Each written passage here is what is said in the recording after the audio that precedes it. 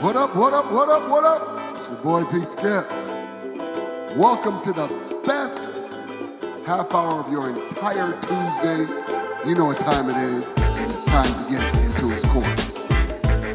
My squad with me, T-Mac. Hola. Chili Will. Gracias, amigo. Let's do this. Hey, listen, fellas, we got a lot to talk about today. So let's get right into it. There's a lot of scripture I want to read, but once I read it, you'll get why. Matthew chapter 16, verses 13 through 18 in the Amplified says this. Now, when Jesus went into the region of Caesarea Philippi, he asked his disciples, "Who do men say the Son of Man is?" And they answered, "Some say John the Baptist, others say Elijah, some say Jeremiah or just one of the prophets." He said to them, "But who do you say I am?" And Peter replied, "You are the Christ, the Messiah, the anointed one, the Son of the living God." Then Jesus answered him and said, "Blessed, happily, spiritually secure, favored by God are you, Simon, son of Jonah, because flesh and blood, mortal man, did not reveal this to you, but my Father who is in heaven, he has revealed it to you." Go over to Proverbs chapter 22, verse 1, and it says this. "A good name earned by honorable behavior, godly wisdom, moral courage, and personal integrity is more desirable than great riches and favor, and is better than silver and gold." Now, the reason why I said that is, in the streets, Jesus wanted to know, what are people saying about me? What's my rep out there in the streets? What are people saying about me? Y'all know me, but what are the folks who really don't know me saying? And he began to explain to them, this is your rep out there in the streets. Because as far as people are concerned, your rep is who you are. That's who you are. But then he began to say to him, "Well, but you know me. Who do you say I am?" And what I'm realizing is dealing with the Packers. The Packers organization is getting a rep in the NFL. After they did what they did to Brett Favre, it's time for you to go. I don't care how great you were. The great Brett Favre. I don't care how great you are. When it's time for you to go, there is no grace for you. Get on out of here. And then they did the same. Now they're doing the same thing with Aaron Rodgers. Hey, listen, Aaron, we about to put a timeline on how long you can stay here. We already done drafted a quarterback, first round. And now you done went MVP on us to show y'all shouldn't have done that. Y'all should have got me some more help. Now that he's saying, you know what? I'm tired of what the Packers are doing. Y'all won't give me a long-term deal. I'm MVP and I'm ready to go. I don't even want to play for y'all anymore. And so now the Packers rep is starting to be out there. Listen, it don't matter who you are. You can be the baddest man on the planet. When the Packers are ready for you to go, you're gone. It's already hard enough that our weather, folks don't want to come here. Folks don't want to play for Green Bay. Our weather is terrible. And there's really nothing to do in Green Bay. You play football and that's it. And so now what you've done for me, what this is really doing is putting a black eye on good free agents, great free agents going, ain't nobody going there. Y'all don't treat folk right. And so again, our rep here in Milwaukee or in Green Bay in Wisconsin does not look good. Not to mention, and I'll throw this on the back end and y'all can add whatever, what Brett Favre said about the four cats that got indicted, the four former officers that got indicted in Minnesota. Brett Favre's comments was, and I quote, "It's hard for me to believe that Derek Chauvin meant to kill George Floyd." So here it is, Brett Favre. We praise you on the field. Off the field, you a different dude. You're a different dude. Because for me, I don't care whether you believe he did it or not. The fact that he did it with no remorse, that says everything. Because at any given time, if you didn't mean to do it, you could have got off that man's neck. You chose to stay there. And so as a result, Brett Favre got lambasted by other athletes on what he said. So, when did he say that? When did he say that? I didn't hear it. He said this just last week. Oh, okay. Yeah, I didn't hear it. Just last week. I don't know how they got to him and asked him, but this was a quote. I quoted him verbatim for what he said. You know, and so here again, Packers, y'all ain't taking care of nobody. Y'all don't care about, you know, when we get a little older, after our use is gone, at least you think it's gone, you discard your best players. And then come to find out your best player, you know, saying some real derogatory things about a situation that he probably shouldn't have said nothing about. If that's what you were going to say, you probably should have kept that to yourself. Green Bay is really looking bad. The last thing I'm going to say is, I don't think Matt Forte, is that his name? The coach for the Green Bay Packers? Nah. Matt LaFleur. I'm sorry, Matt LaFleur. Yes, sir. I don't think Matt LaFleur wants to be the guy who says, yeah, we got rid of the MVP of the league the next year.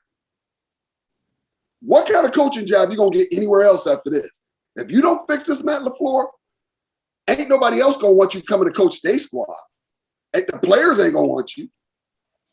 You know, so I'm going to leave this to y'all. There's so much out there to just, you know, talk about. So yeah, if I could just dive into this feast of information. I'll just go quick down the line. You want to do a jackknife, don't you? Super. You want to do a somersault. Oh man, I'm talking about a pirouette, Jugger, with landing like this, Jugger. Greg Louganis. Okay. Right. Okay. So starting with the Packers, I'll start with the Packers first. I think that, you know, it's exactly right. I mean, before Reggie White came in the mid 90s, it was almost seen as, you know, a death sentence to come to Green Bay because of the frozen tundra, because of nothing to do, because of no culture. Can't get a haircut. Can't get no greens and macaroni and cheese. Nothing. If you are an ethnic joker, this is purgatory almost for you. Right. So Reggie White came, changed all that, brought some celebrity cachet to the mix, brought a legitimate all-pro, first ballot Hall of Famer, changed the, you know, complexion of the town, no pun intended, both literally and figuratively. And since that time, we've had a pretty good run of individuals saying, you know what, despite his shortcomings, Green Bay is still a place for me to go if I'm a top flight player, because I can still have a storied career and be on a contender year in, year out that will likely come within a game or two of a Super Bowl berth. And so, hey, it was a good run while it lasted. The Brett Favre situation, the Packers handled that a bit poorly. You got a Hall of Fame quarterback. You seem to be handling them kind of sloppily, unappreciatively, and unceremoniously parted ways. We thought that was a one-time deal and thought that the management would, you know, smart from that and not create that blunder again. Here we have the Aaron Rodgers situation. And on one hand, I'm thinking that, okay, you got the MVP, reigning MVP, first ballot Hall of Fame guy, likely three-time MVP, a Super Bowl champion, you know, a winner by all intents and purposes, and you're still being out of order.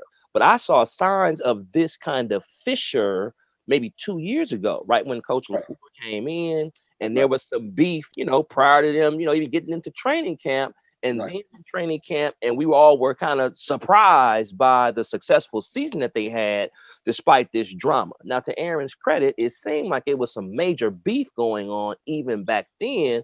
But we talked about it on this show. We did a couple of different episodes, as a matter of fact. And to Aaron's credit, as the player, he, you know, took the then high road of, okay, I'll take it on the chin. I'll just suppress this stuff. I'll play through it. I'll persevere.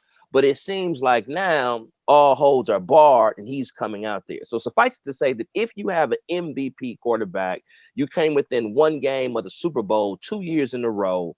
You were NFC conference champion, went to the championship game. I would think that on the field success is really what you're trying to do. And if you're doing that, if it ain't broke, don't fix it. Apparently, this has kind of petered out into some mano-a-mano type deal, and you got egos here. And this, to me, is just a straight power struggle. We are executive management. You are labor. Joker, we're going to do what we want to do. We don't have to consult you on our player personnel moves. And that would be a cool thing to do if we did that. That would be cool. We're not obligated to do that. We run this, you play. Now it's your turn to shut up and dribble, as it were, and get out of my face. Aaron isn't having that. So I think that it's unfortunate for us as fans that, hey, man, you got an MVP, Super Bowl champion, team that's on the verge, a game or two of going to the Super Bowl every year. Why are you messing this up? And you're not even giving him the full talent that he needs. So I think that is a blunder. And I don't know, to your point, Pastor Skip, that this is endearing other players to want to come here. If you will do your absolute best players like this, treat them like trash, I'm super not coming to your town to play and do the brutality of football to be treated like this, which is in a less than, to me, dignified kind of way. That's number one. Brett Favre, I think Brett Favre has already demonstrated in times past that he is possibly a bigot. Now, not all white people are foul and hate black people, but you have a number of them that do, as is the case with history. This is a place that, enslaved some people, had 100 years of Jim Crow segregation, had all kind of redlining, had lynchings, and people didn't think that that was a problem. The Civil War was fought because the South wanted to maintain a stronghold on slavery, a derogatory, diabolical,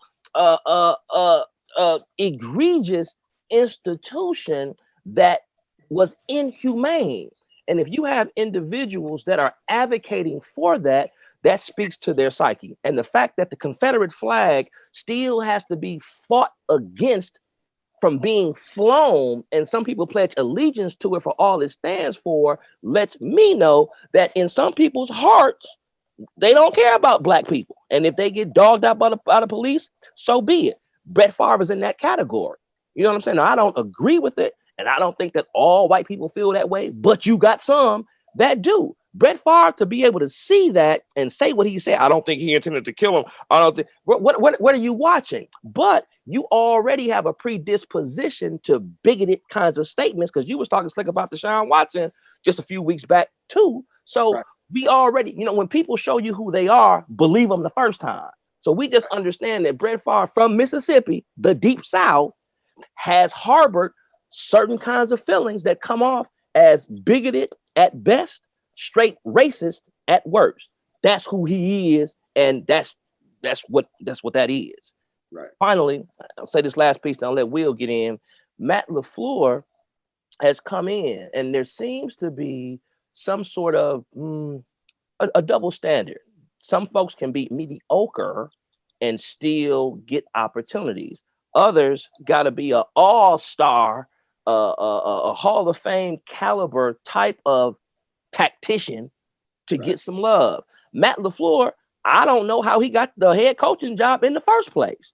He was pretty obscure, might have been a defensive coordinator for a team, and a losing team, a team with the worst defense in the league. Come on, man, a losing team, and you get a head coaching job with arguably the most storied franchise in the NFL.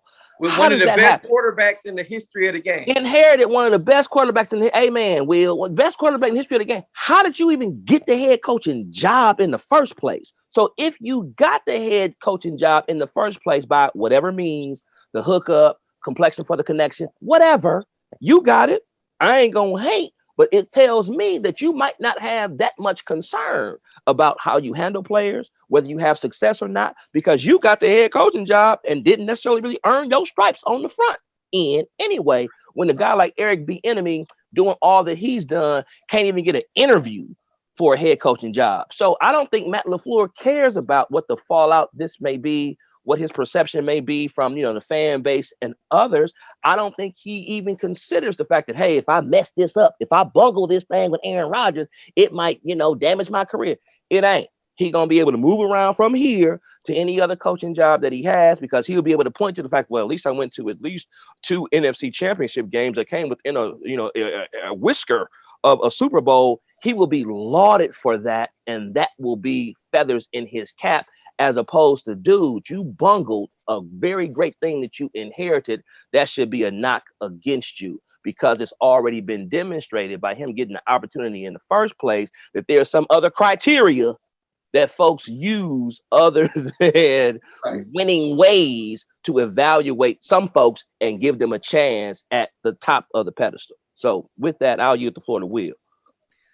A lot of very good points on both parts, but I think one of the thing that kind of solidifies this is that this is a labor relationship, ownership labor relationship. And the football, NFL has a players union, like a lot of other companies and businesses. And when the union and the players don't agree, normally what happens is there is a strike or a work stoppage.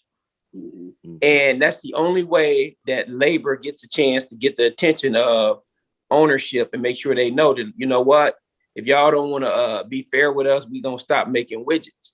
And I think Aaron Rodgers is getting ready to do that to the Green Bay Packers. And when they find out that they are not the best destination, that they don't have the culture, and the difference in them being 13-3 and 3-13 is Aaron Rodgers. When all that, and then the difference between Matt LaFleur being a celebrated coach or a coach who everybody finna blame the losses on is Aaron Rodgers. Mm-hmm. When all that come to the table and come into focus, a lot of people gonna start having a big dose of reality, just like ownership and labor does in the real world. So, I hope Aaron Rodgers sticks his position. I think he's done everything he was supposed to do. I think he deserves better. I think he's carried this team on his back for a decade.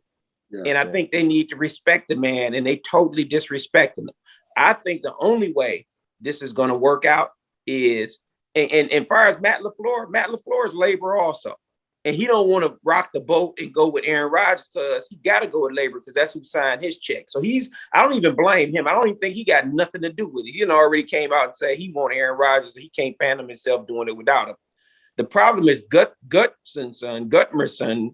Gunderson, whatever his name is. Yeah. The only way that they're going to keep Aaron Rodgers is they got to let him go.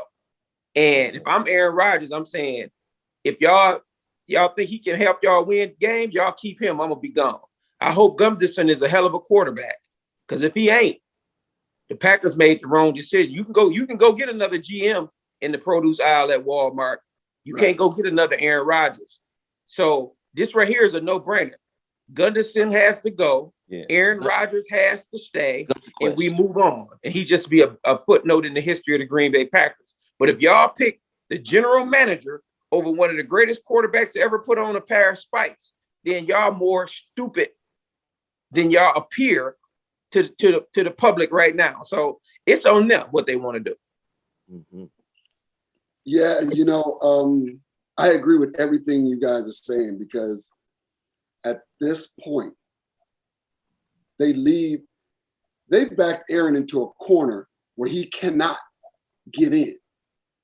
He can't. You backed him into a place where he's like, listen, I got to stand my ground.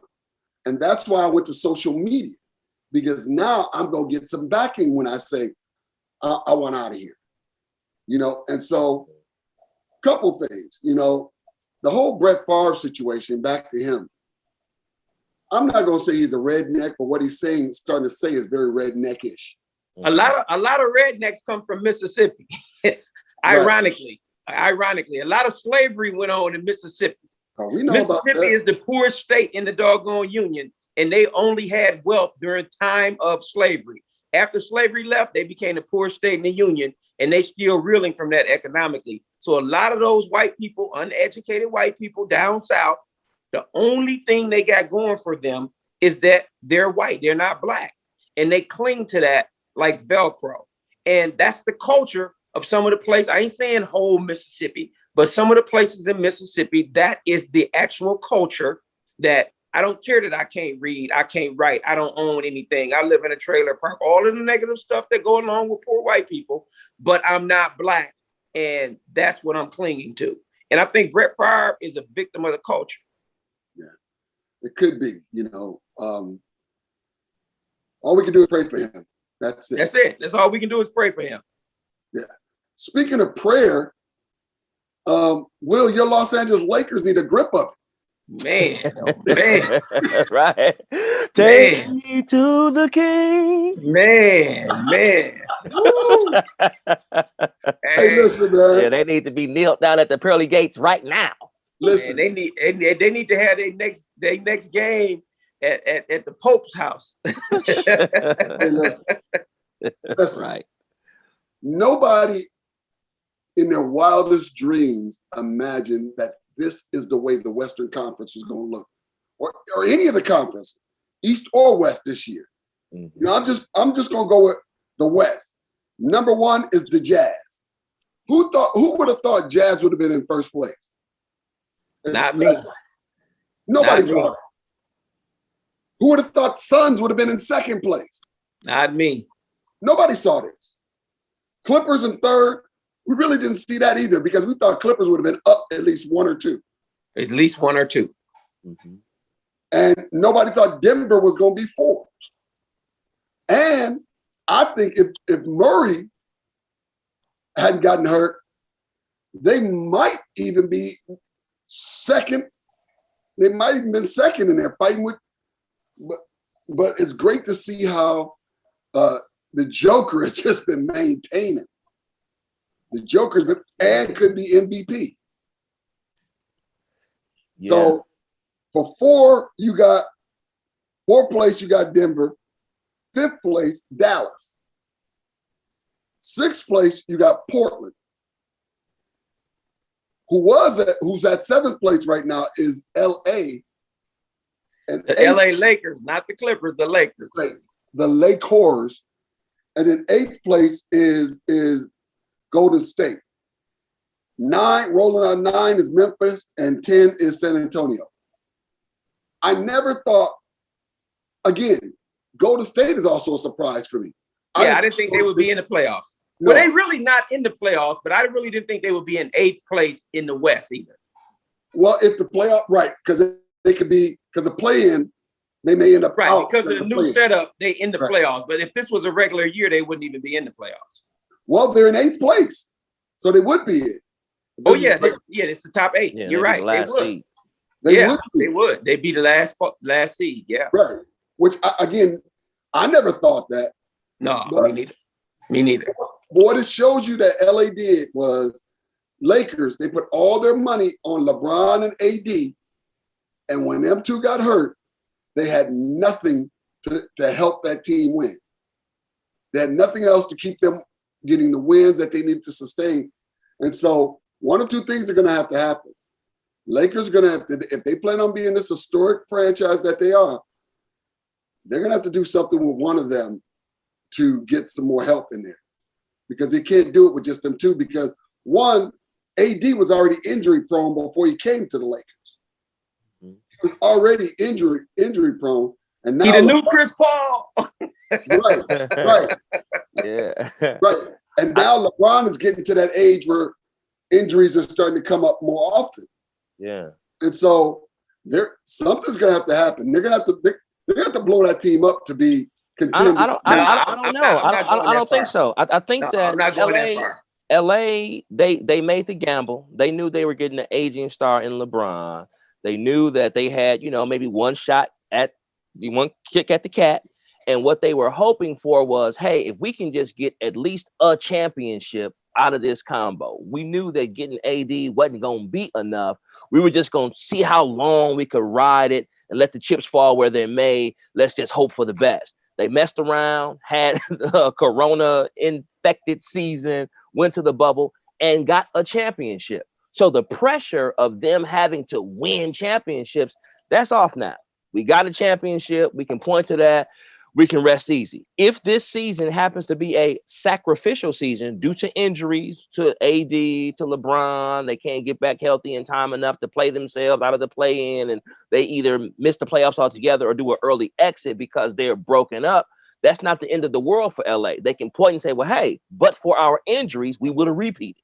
So they come back again next year with guys rested up, maybe add another piece or so, but they aren't about to jump off a cliff saying, oh my God, the worst is happening. No, we got a championship already. We gravy, baby. This was going to be extra cheese for us. Anything else we're able to do is going to be extra cheese. We got a championship. We put all our chips in with this aging star and got his homie, and we won a championship with that. Mission accomplished. If we're able to get multiple championships, that's just, icing on top of the cake. We already eaten though. And if we don't finish at the top this year, it's not an end of the world scenario because we had key injuries to AD, LeBron, and Dennis Schroeder. Our top three people have been broken up most of this second half of the season. So it'll just be a regroup, a disappointment, of course, because they want to win every single year. But if they don't, I don't think it's end of the world. They'll come back and regroup and will come into next season as one of the favorites, if they can stay healthy, of contending for a title again. I think they're still cool. They just have some unfortunate injuries that might, end up costing them, playoff wise. Right. Well, y'all, you guys know how I feel about the Lakers. I mean, I'm a true Laker fan wholeheartedly. And it's when the Lakers don't win, I don't even sleep well. That's how bad it is. But, so y'all know I've been up for about 2 weeks. Junker ain't got a lick of sleep all of night. Man. But hey, I'm gonna say this though. The Lakers' problem is injuries. Because we talk about AD and LeBron, but also Dennis Schroeder has been hurt. Yeah. And that's huge. If they had Dennis Schroeder right now instead of Kuzma, they could have won that game last night in some of those other games. Kuzma is a backup point guard. He's not a starting NBA point guard. He's a very good player, but he's not a starter. He's a reserve. So Schroeder being hurt, AD being hurt, and LeBron being hurt, that's really the Lakers' big three. If you take the big three off any team, they're gonna have the same fate that the Lakers is feeling right now.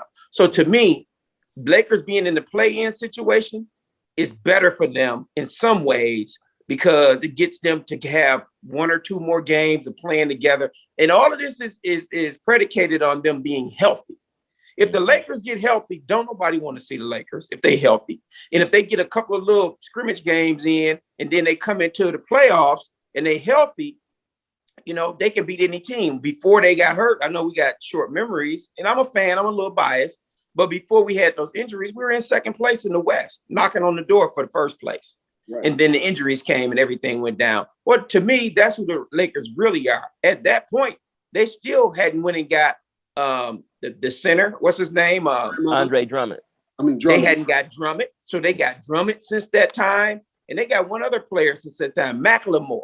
They didn't have McLemore. They got him during that time. Yeah, Ben McLemore. Those are two key pickups to me going into the playoffs, which makes, in my eyes, the Lakers a better team this year than they were last year going into the playoffs. A young Dennis Schroeder is more athletic, more fast, more cagey than Rondo. Does he have as much in his mind and his brain as Rondo? Of course not. But that's nothing to be ashamed of because very few people do. Rondo is a basketball genius. So there's very few people who know what he knows.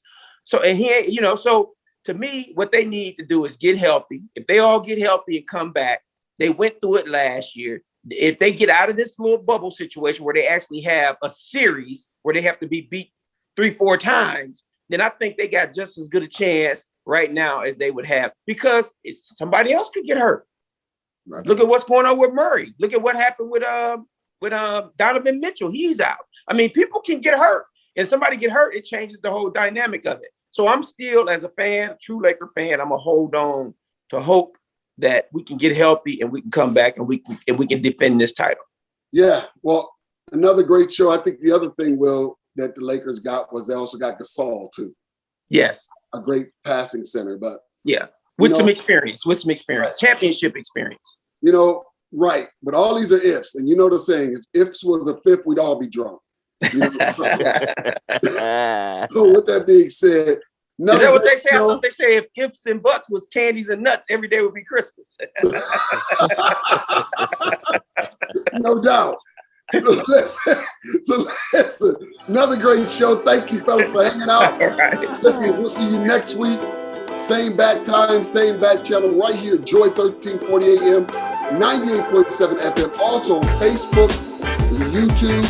Until next week, Tuesday from 7 to 7:30. We'll see you. Peace.